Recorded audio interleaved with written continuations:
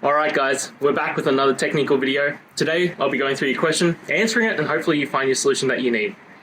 Guys, remember to stay just a little bit crazy like me, and hopefully you get to that resolution.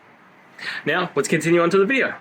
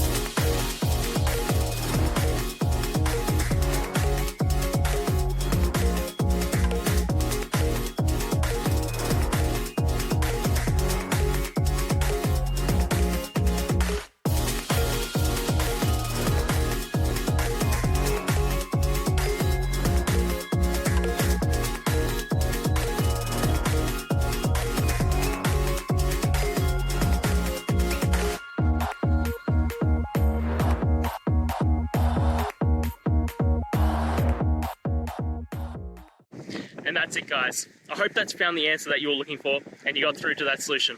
If you did, please hit the subscribe button. I'd really appreciate it.